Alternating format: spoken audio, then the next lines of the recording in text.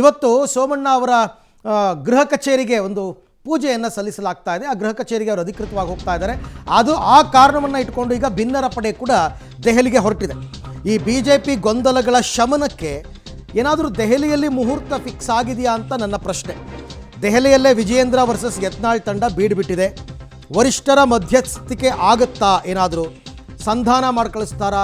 ಒಗ್ಗಟ್ಟಿನ ಮಂತ್ರವನ್ನು ಪಠಿಸ್ತಾರಾ? ಅಥವಾ ಖಡಕ್ ವಾರ್ನಿಂಗ್? ಯಾಕೆಂದರೆ ಕಡೆ ಬಾರಿ ಕಳೆದ ಸಾರ್ತಿ ಹೋದಾಗ ಇವ್ರನ್ನ ಯಾರನ್ನೂ ಭೇಟಿನೇ ಆಗಲಿಲ್ಲ, ಯಾವ ನಾಯಕರು ಭೇಟಿ ಆಗಲಿಲ್ಲ. ಹಾಗಾಗಿ ಕಿತ್ತಾಟಕ್ಕೆ ಹೈಕಮಾಂಡ್ ಏನಾದರೂ ಸೂತ್ರವನ್ನು ಹೆಣೆದಿದೆಯಾ? ಈಗ ಎಲ್ಲರ ಚಿತ್ತ ದೆಹಲಿಯತ್ತ. ಇವತ್ತು BJPಗೆ ಬಿಗ್ ಡೇ ಅಂತ ಹೇಳ್ಬೋದು. ರಾಜ್ಯ BJPಗೆ ವಿಜೇಂದ್ರಗೆ ಬುಲಾವ್ ಕೊಟ್ಟು ದೆಹಲಿಗೆ ಕರೆಸ್ಕೊಂಡಿದೆ ಹೈಕಮಾಂಡ್. ಯತ್ನಾಳ್ ಬಣದ ಬಹುತೇಕರು ನಿನ್ನೆ ರಾತ್ರಿಯೇ ದೆಹಲಿಗೆ ಪ್ರಯಾಣವನ್ನು ಮಾಡಿದ್ದಾರೆ. ಇದರ ನಡುವೆ ಇನ್ನೊಂದು ವಿಚಾರ ಏನಂತಂದರೆ, ವಿಜೇಂದ್ರ ಅವ್ರಿಗೇನೋ ಹೈಕಮಾಂಡ್ ಬುಲಾವ್ ಕೊಟ್ಟಿದೆ, ಬಟ್ ಭಿನ್ನರಿಗೆ ಬುಲಾವ್ ಕೊಟ್ಟಿಲ್ಲ. ಅವರು ಬೇರೆ ಕಾರಣಕ್ಕೋಸ್ಕರ ಹೋಗಿದ್ದಾರೆ, ಬಟ್ ಪ್ರಯತ್ನ ಮಾಡ್ತಾರೆ. ಲಾಸ್ಟ್ ಟೈಮ್ ಯಾರು ಕೂಡ ಇವ್ರನ್ನ ಭೇಟಿ ಆಗಲಿಲ್ಲ, ನಮಗೆ ಅವಮಾನ ಆಯಿತು ಅಂತ ಕೂಡ ಹೇಳ್ಕೊಂಡ್ರು ಯತ್ನಾಳ್ ಅವರು. ಕೇಂದ್ರ ಸಚಿವರಾಗಿರ್ತಕ್ಕಂಥ ವಿ ಸೋಮಣ್ಣ ಅವರ ಮನೆ ಗೃಹ ಪ್ರವೇಶ, ಸಚಿವರಾಗಿ ಹೊಸ ಮನೆಗೆ ಸರ್ಕಾರಿ ಬಂಗ್ಲೆಗೆ ತೆರಳುತ್ತಾ ಇದ್ದಾರೆ. ಹಾಗಾಗಿ ಆ ನಿಮಿತ್ತ ಡೆಲ್ಲಿಗೆ ಹೋಗ್ತಾ ಇದ್ದೀನಿ. ವರಿಷ್ಠರು ಭೇಟಿ ಮಾಡ್ತಕ್ಕಂಥ ಯಾರನ್ನೂ ಕೂಡ ಸಮಯವನ್ನು ಕೇಳಿಲ್ಲ. CM ರೇಸ್ನಲ್ಲೂ ಇದ್ದೀನಿ ನಾನು, ರಾಜ್ಯಾಧ್ಯಕ್ಷ ರೇಸಲ್ಲೂ ಇದ್ದೀನಿ ನಾನು ಅಂತ ಹೇಳ್ತಿದ್ದಾರೆ ಸರ್. ಅದರ ಬಗ್ಗೆ ತಪ್ಪೇನಿಲ್ಲ ರೀ, ಹಿರಿಯರು ಇದ್ದಾರೆ, ಯತ್ನಾಳ ಅನೇಕ ಹಿರಿಯರು ಕೂಡ ಇದ್ದಾರೆ, ಎಲ್ಲರೂ ಎಲ್ಲ ರೇಸಲ್ಲೂ ಇರ್ತಾರೆ. ತಪ್ಪು ಅಂತ ಯಾಕೆ ಅನ್ಕೊಂತೀರಿ? ಸೋಮಣ್ಣವ್ರು ಹೇಳ್ಯಾರಲ್ಲ ಒಮ್ಮೆ, ಭಾರಿ ಅಪಮಾನ ಆಗೈತ್ರಿ. ಇಷ್ಟು ಅಪಮಾನ ಆಗೈತಲ್ಲ, ಬಹುಶಃ ಯಾರು ಬೇರೆಯವ್ರು ಯಾವ್ದಾರು ಉರ್ಲ್ ಹಾಕೋಬೇಕು, ಹಂಗಾಗೈತ್ರಿ. ಯತ್ನಾಳ್ ಯಾಕೆ ರೇಸ್ನಾಗಿಲ್ಲ? ಮುಖ್ಯಮಂತ್ರಿಗೂ ರೇಸ್ನಾಗದೀನಿ, ಅಧ್ಯಕ್ಷಗೂ ರೇಸ್ನಾಗದೀನಿ. ಯಾಕೆ ದಿಲ್ಲಿ ಒಳಗೆ ಆಪ್ ಸರ್ಕಾರ ಬಿತ್ತು? ಭ್ರಷ್ಟಾಚಾರದ ಸಲುವಾಗಿನೇ ಬಿತ್ತು. ಅಂತ ಭ್ರಷ್ಟ ನಾಯಕರು ನಮ್ಗೆ ಬೇಡ ಅಂತೇಳಿ ನಮ್ಮ ಹೋರಾಟ ಇದೆ. ರಾಜ್ಯದ ಅಧ್ಯಕ್ಷರು ಅವರು ಡೆಲ್ಲಿಗೆ ಹೋಗೋದು, ವರಿಷ್ಠರನ್ನ ಭೇಟಿ ಮಾಡೋದು ಸಹಜ. ಯಾವ ಕುಟುಂಬ, ಯಾರ ಕುಟುಂಬ ಇಲ್ಲ ರಾಜಕಾರಣದಲ್ಲಿ? ಜಾರಕಿಹೊಳಿ ಅವ್ರ ಮನೇಲಿ 4 ಜನ ಇದ್ದಾರೆ, ಅದು ಕುಟುಂಬ ರಾಜಕಾರಣ ಅಲ್ವಾ? ಸಿದ್ದೇಶಣ್ಣ ನಿಂತರು, ಅವ್ರ ಮನೆಯವರು ಎಲೆಕ್ಷನ್ ಇದು ಮಾಡಿದ್ರು. BP ಹರೀಶ್ ಅವರು, ಅವ್ರ ಅಪ್ಪರು ರಾಜಕೀಯದಲ್ಲಿದ್ದರು, ಅವರು ಇದ್ದಾರೆ. ಎಲ್ಲ ಕುಟುಂಬ ಸಹಜ ಅದು. ವಿಜಯೇಂದ್ರ ದೆಹಲಿ ಯಾತ್ರೆ ರಾಷ್ಟ್ರೀಯ ನಾಯಕರಿಗೆ ಸೂಚನೆ ಇಟ್ಟು ಹೋಗಿರ್ತಾರೆ. ಇದರಲ್ಲಿ ರಾಜ್ಯದ ಅಧ್ಯಕ್ಷ ಬದಲಾವಣೆ ಪ್ರಶ್ನೆನೇ ಇಲ್ಲ. ಯಾರು ಏನ್ ಬೇಕಾದ್ರೂ ಹೇಳಿಕೊಳ್ಳಿ, ಯಾವ ದುಷ್ಟ ಶಕ್ತಿಗಳು ತಡೆಯಕ್ಕೆ ಸಾಧ್ಯವೇ ಇಲ್ಲ. ಚಿಕನ್ ಬಿರಿಯಾನಿ ಕಬಾಬ್ ಇಫ್ತಿಯಾರ್ ಕೂಡದಲ್ಲಿ ಭಾರಿ ಹಿಂದೂ ಹುಲಿ. ಎಲ್ಲೋಗಿದ್ದಪ್ಪ ನೀನು ಹಿಂದೂ ಹುಲಿ? ಆದ್ರೆ ನಿನಗೆ ಟಿಕೆಟ್ ಬಿಜಾಪುರದಲ್ಲಿ ಕೊಡದೇ ಇದ್ರೆ ನೀನು ಕೇರಳ ಫುಟ್ ಮಾತಾಗ್ತಿದ್ದೆ. ಬಿಜಾಪುರ ಬಬಲೇಶ್ವರ ಕ್ಷೇತ್ರದಲ್ಲಿ ಯಾರ ಜೊತೆ ಹೊಂದಾಣಿಕೆ ಮಾಡ್ಕೊಂಡು ನೀನು ಶಾಸಕನಾಗಿದ್ದಿ ಗೊತ್ತಿಲ್ವಾ?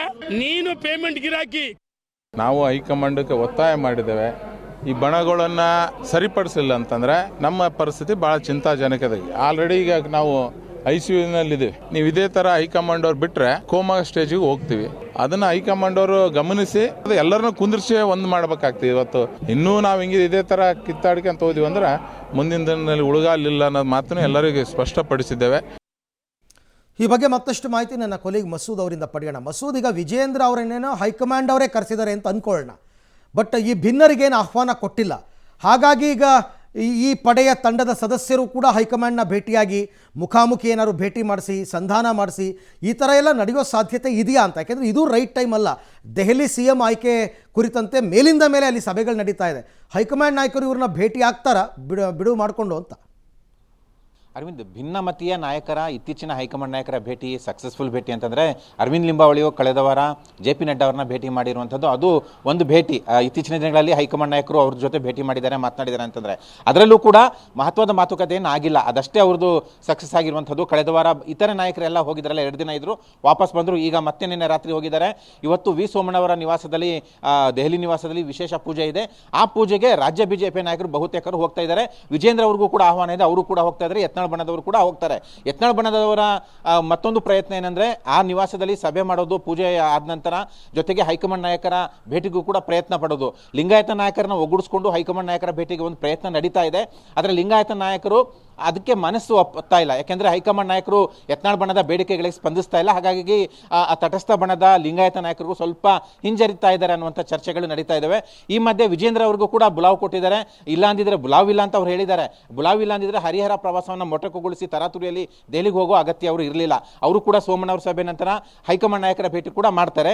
ಹಾಗಾಗಿ ಹೈಕಮಾಂಡ್ ನಾಯಕರು ವಿಜೇಂದ್ರ ಅವ್ರನ್ನ ಕರೆಸಿದ್ದೇ ಆದಲ್ಲಿ ಅವ್ರ ಜೊತೆ ಕೂತ್ಕೊಂಡು ಒಂದು ಸಂದೇಶ ರವಾನೆ ಮಾಡ್ತಾರೆ ಅಂತ ಕೂಡ ಹೇಳಲಾಗ್ತಿದೆ. ಆ ಸಂದೇಶ ಏನು ಅನ್ನೋಂಥದ್ದು, ಅದು ಅಲ್ಲದಿದ್ದರೆ ಆ ಎರಡೂ ಬಣದವ್ರನ್ನು ಕೂಡ ಕರೆಸಿ ಸಭೆ ಮಾಡಿ ಒಂದು ಖಡಕ್ ಸಂದೇಶ ಅಥವಾ ವಾರ್ನಿಂಗು ಅಥವಾ ಸಹಮತ ಏನೋ ಒಂದು ಸಂದೇಶ ರವಾನೆ ಮಾಡುವ ಸಾಧ್ಯತೆ ಇದೆ ಅಂತ ಕೂಡ ಹೇಳಲಾಗ್ತಿದೆ. ಹೈಕಮಾಂಡ್ ನಡೆ ಯಾವುದು ಅನ್ನುವಂಥದ್ದು ಇನ್ನೂ ಕೂಡ ಬಹಿರಂಗ ಆಗಿಲ್ಲ, ಬಹಳ ಸೀಕ್ರೆಟ್ ಆಗಿ ಇಟ್ಕೊಂಡಿದ್ದಾರೆ. ಇವತ್ತು ವಿಜಯೇಂದ್ರ ಅವ್ರ ಜೊತೆ ಮಾತಾಡಿದ ನಂತರ ಆ ಭಿನ್ನರಿಗೂ ಕೂಡ ಕರೆ ಮಾಡ್ತಾರಾ ಅನ್ನುವಂಥ ಚರ್ಚೆಗಳು ನಡೀತಿದೆ. ಒಟ್ಟಾರೆಯಾಗಿ ದೆಹಲಿ ವಿದ್ಯಮಾನಗಳು ಏನಾಗ್ತವೆ ಅನ್ನುವಂಥ ಕುತೂಹಲ ಸಹಜವಾಗಿ ಮೂಡ್ತಾ ಇದ್ದಾವೆ. Arvind. Right, thank you Masood, ತಮ್ಮೆಲ್ಲ ಮಾಹಿತಿಗೆ ಧನ್ಯವಾದ.